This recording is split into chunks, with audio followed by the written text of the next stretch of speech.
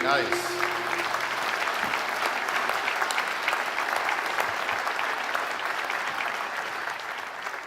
I, Drew Dilkens, having subscribed to my declaration of office as mayor and to my oath of allegiance, solemnly declare that I will uphold and observe my declaration and oath.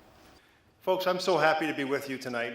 I am excited about the next 4 years. I'm thrilled to be able to continue the opportunity afforded to me to lead our city until 2022. And I continue this role with strong enthusiasm and a belief that Windsor is on the right track and moving in the right direction. As always, I'm going to be honest with you. I'm going to share with you what both my heart and my mind are saying. And my hope for you tonight is that you leave here feeling good about our city and its future. But I too hope you'll leave here with a sense of urgency that I feel at this very moment. In preparation for these remarks, I printed off my speech from 2014 to reread what I had delivered to you at that time. Yes, I reread all 39 pages of that speech.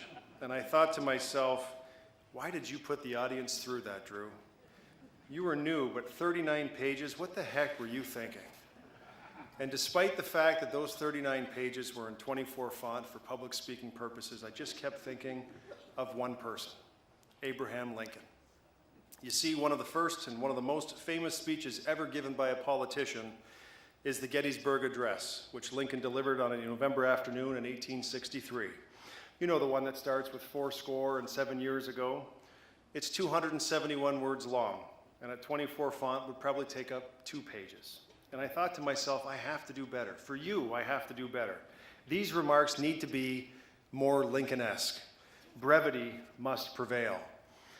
And although the beginning of Lincoln's End started in a balcony in a theater very similar to this, let tonight be the start of our new beginning. And tonight indeed is a special night.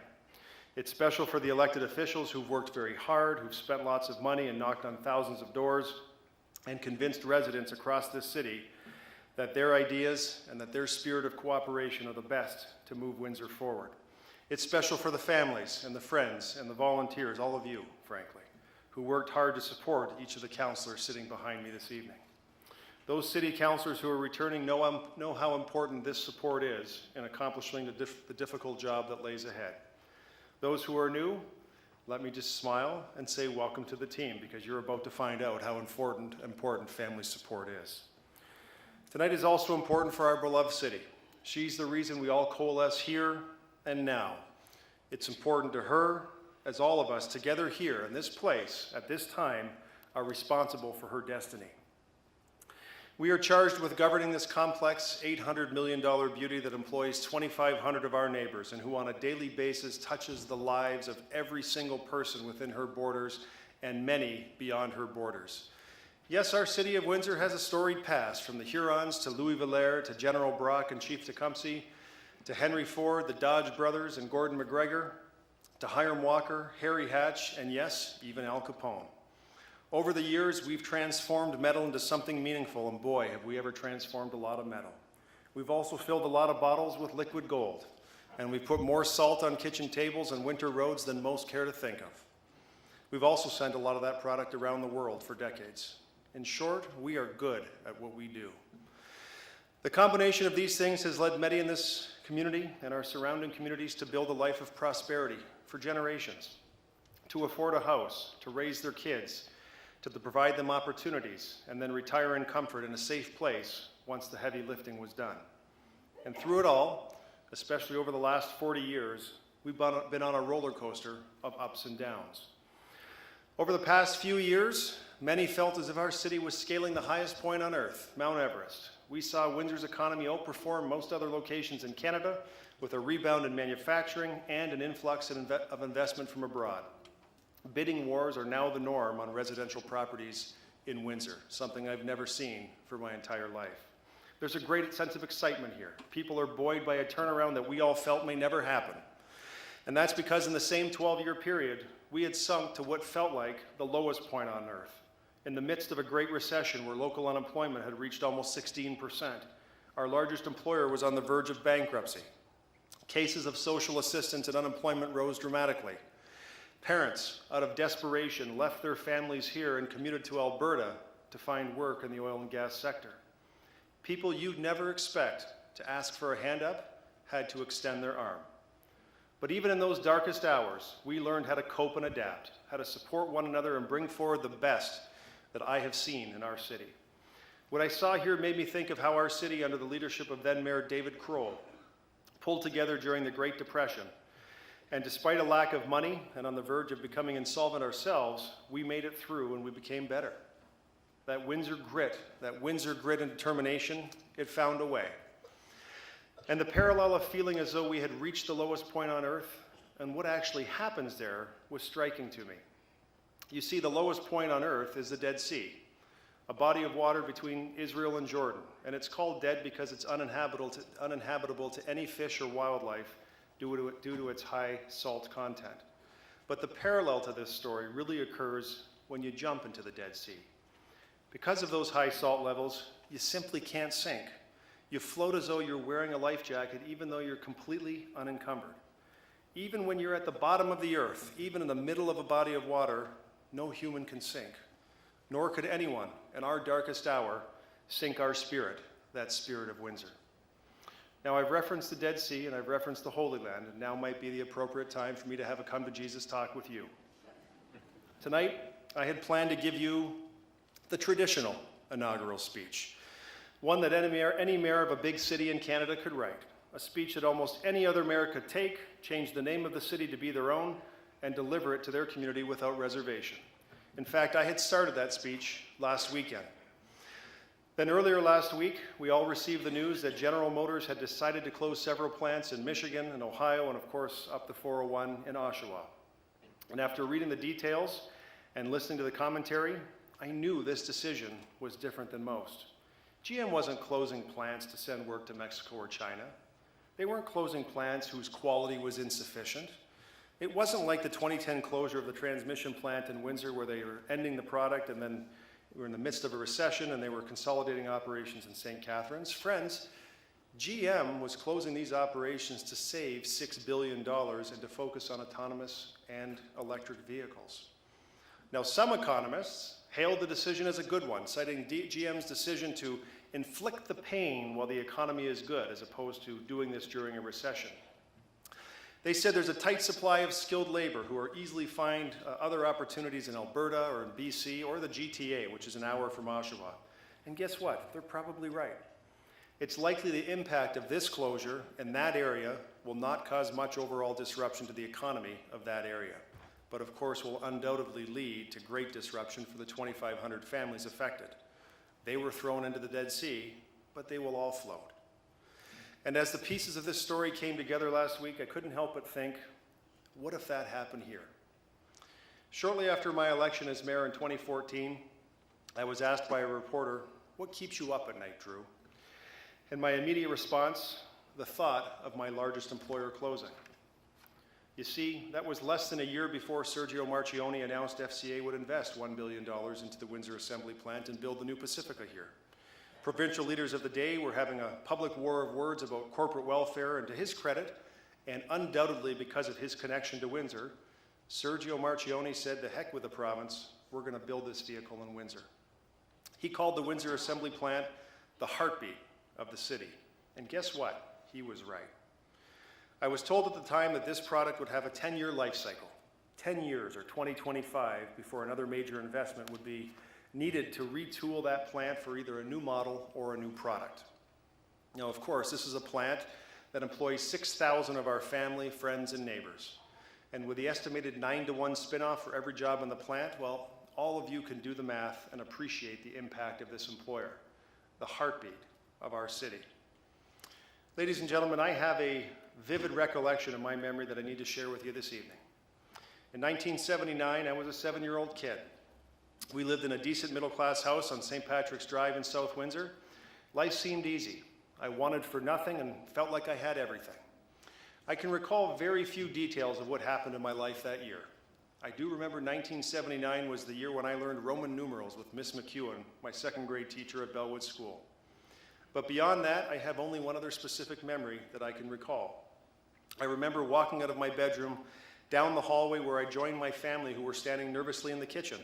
My parents and two older brothers huddled around the 16-inch black and white TV we got from S&M by collecting stamps from N&D. You see, my dad worked for Chrysler Canada as a pipe fitter, and times weren't good with Chrysler.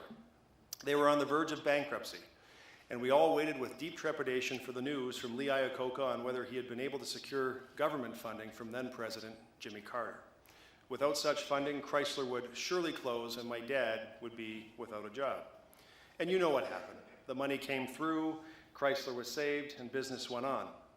My parents exuded a sign of release, almost euphoric, the likes of which I hadn't seen before, the magnitude of which I didn't fully comprehend until I became a parent myself, and the weight of which I never felt until you graciously elected me as mayor. And I know, like you know, that if today our largest employer needed to pivot production to deal with a recession, or a change in corporate focus, or a change in consumer demand, or to meet shareholder expectations, and that change involved closing the Windsor operation, we would all be in trouble, the likes of which we haven't seen here since 1929. The days of relying on federal and provincial government intervention to save these jobs like they did in 1979 and again in 2009, those days are fast disappearing. And we need to be ready for a day when this scenario can happen here.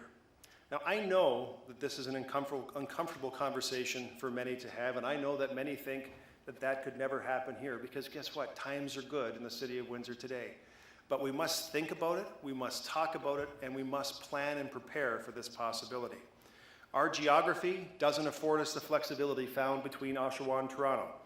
For most workers in our plant, the border is an employment barrier, and the next real major market, of course, as you know, is an hour and a half to 2 hours away. Our size of our city, the size of our city doesn't give us the flexibility to transfer the skills of that many displaced workers to other local employers. In short, ladies and gentlemen, there would be a vast hollowing out of Windsor if our largest employer closed today. People would have to leave the community to find gainful employment and sustain the life they've been accustomed to living. Now, I want to be crystal clear on the next point, and that is, I don't want any of you leaving here today thinking that FCA has given any indication, any signal, any message that our local operation is in jeopardy. They have not. We are proud of this facility, and we will continue to do everything we can to help our largest employer be successful.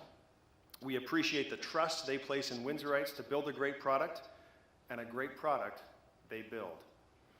But ladies and gentlemen, we need to start planning as if we've just been given notice that 2025 is the year that this plant will close.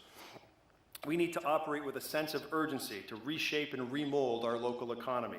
We need to triple our efforts on the economic development front to fast-track the diversification of our economy. We need the shock-absorbing effects provided by diversification in the event of a major change in Windsor. And of course, we also want to create opportunities for our young people to stay and enjoy the Windsor lifestyle that everyone here understands and appreciates. Now, we will have to let that proverbial cat out of the bag and share our great story with people across this land and around the world. And we have had some tremendous success in the past 4 years with places like and businesses like Kouth and APEG, AAR at the airport, and of course, all of you are aware of Quicken Loans coming to downtown Windsor in just a few months' time. We are getting our message out, but we simply have to put more resources into this effort to be successful. Now let's just do the math. Let's do the math. Over this past term, we've announced with those employers about 600 jobs. But we're trying to buffer 6,000 direct jobs in the plant of our largest employer. And don't forget the 9-to-1 spinoff that experts believe occurs from each job created by an OEM. That formula leads us to 60,000 jobs that we're trying to replace. If you divide 60,000 by 600, it will take us 100 years at our current pace to replace the value of those positions. Even if you dispute what the experts say and cut that number in half, we're talking about 30,000 jobs.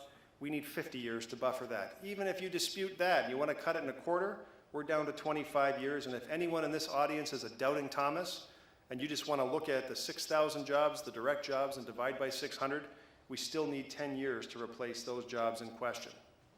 Now, ladies and gentlemen, I have breaking news for you from the podium tonight. I will not be your mayor 10 years from now. But if history in our city, dating back to the 1930s, is predictive of future decisions, one of the people sitting behind me tonight will be.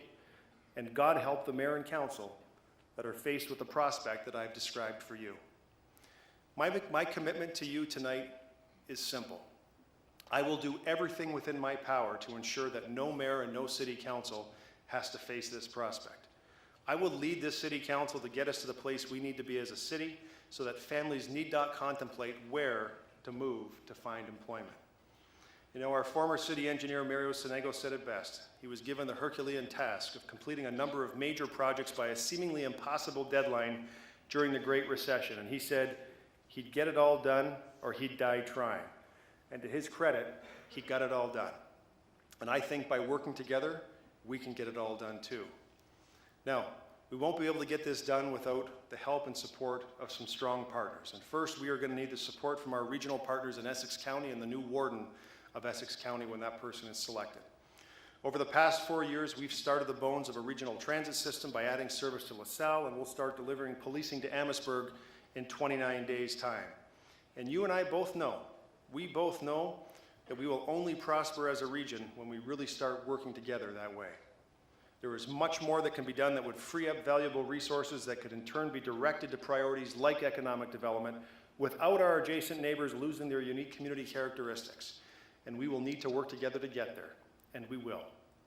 We have great partners in the University of Windsor and St. Clair College, and we are very fortunate to have both institutions in our city, and I consider them both very important players in our ability to deliver on this commitment to you.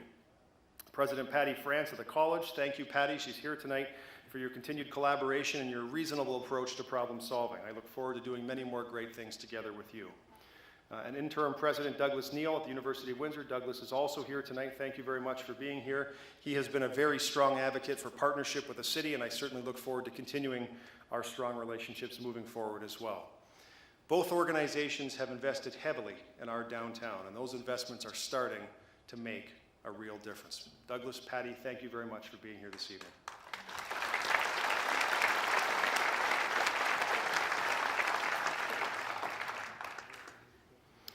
Our partners in healthcare have been great to work with too, David Mouche and Jan Caffer, and we have so much more to do as a community, so much more work to do as we work on delivering new healthcare in Windsor, Essex, while also dealing with what everyone knows is a problem here, mental health and addictions that is plaguing cities across North America. We have work to do, and we have great partners there, and we will work with them. We need the Chamber, we need the BIAs, and all other organizations who care about this city to step forward and work with us to help transform our economy. Times here are good. We must act now. We cannot wait for the next recession to happen and hope we can effect a turnaround then. It's just too risky. To my colleagues on City Council, we will have some tough decisions to make over the next 4 years, but the good news is we've employed a great amount of discipline over the last 15 years, discipline that has put us in a strong financial position to take some bold steps. There will be challenges and there will be heated debates about how we move the city forward and how we identify priorities, and yes, we need to prioritize flood mitigation efforts, development of our area neighborhoods, keyed road projects that help drive and sustain growth, and capitalize on core assets like our airport, new border crossing, and new regional hospital. And as we move forward, continuing to create an attractive and affordable community that drives investment, remember that our approach must be disciplined, our approach must be strategic, and our approach must be focused. We must find the balance among interests that is essential to operating a healthy city. And ladies and gentlemen, the health of our city is precisely what's at stake right now. But the one thing I know about this community, the one thing I knew before, but I've certainly learned even more intimately as mayor, is that we are resilient. Windsorites stick together, we help one another, we support one another when the chips are down, and we build one another up when times are good. We pivot, we adapt, we adjust as needed, not without the pain of change, but with the purpose of prosperity. 2025 is coming fast. It will be here before you know it, and tonight is the call for all hands on deck. It's the rally cry that says this community is going to prepare. We are going to get ready, and we're going to do whatever it takes to make sure that we keep the win in Windsor. My kids are here tonight. They are 14 and 17, and like every parent, I want what's best for them. I want to see them succeed here at home. I want them to stay and have opportunities available, and if they want, to live the Windsor life. An incredible life in a good-sized, safe city with all the main amenities found in a place like Toronto just 2 kilometers away. And like most parents, there's nothing we wouldn't do to help our kids. So whether it's the spirit of a parent helping their child, or the passion felt when cheering on the Spitfires, whether it's the gratitude you feel upon reflection of a full life spent here, or the appreciation you have for how far we've come as a city, whatever motivates you, whatever calls you, whatever fuels your love for this community, we need to harness that incredible energy over the next 4 years and accomplish what others think to be impossible. Let us change the conversation about our future. Let us change the mindset that others have of us. We need to show them the new Windsor and show them what we can do. You heard me talk about Kauf just a few minutes ago, the German company that is setting up their North American headquarters in Windsor and hiring 300 people. It took 18 months of hard work with my office and the Economic Development Corporation to seal this deal. And once the contract was signed, Stephen May, who's their managing director, said to me, he said, "You know, Drew, we looked at multiple locations across Ontario and down in the southern United States to locate this facility, and we probably could have negotiated the same financial deal with any of them. But there are two reasons, and there are two things that had us choose Windsor." And I said, "Well, what were those things?" He said, "First, the fact that you took the time to get on a plane and come to Germany and actually sell your community. You were the only mayor who did that." I said, "Okay, what's the second?" And he says, "When we got here and we looked around, everything you said was true. Access to the U.S. was easy. Land was as you described it. Housing prices were affordable. You had great community amenities. But most of all, the people were as nice as you described." And at that moment, I knew all the work we've put into the community for the last 15 years, all that heavy lifting and tough decisions, all those long council meetings, all the encouragement given by you and friends and neighbors, family and colleagues, my fellow Windsorites, it's all enough to get us where we're going. I know we'll float if pushed into the sea, but with all of you supporting all of us, more than float, we will swim to the other side. So as we take leave from the stage, I hope tonight, as you're laying in bed contemplating the day that went by, you feel the sense of urgency we all should feel. But know that all of us on this stage, we all have Windsor's back. All 11 of us will be working tirelessly to get us to where we need to be as a city. You know, it's unlikely when he delivered the Gettysburg Address, Lincoln could have imagined the profound impact his brief remarks would continue to have on his nation almost 80 into the future. And unlike Lincoln, I was not able to say what needed to be said in 271 words. He delivered his Gettysburg Address 4.5 months after the Civil War and as America began to heal and rebuild. We too continue to heal and grow following a deep recessionary period. We are, however, still in for a fight, one that requires us to continue to rebuild and redefine our local economy. We must be agile enough to adapt to the new automotive manufacturing economy while aggressively pursuing new sectors and new industries that will position us as leaders in creativity and innovation. You know, Abraham Lincoln was right when he said, "The best way to predict your future is to create it. And create it together we shall, to ensure the best of Windsor continues for generations to come." Thank you all for being here tonight. Enjoy your evening. Bonne soirée.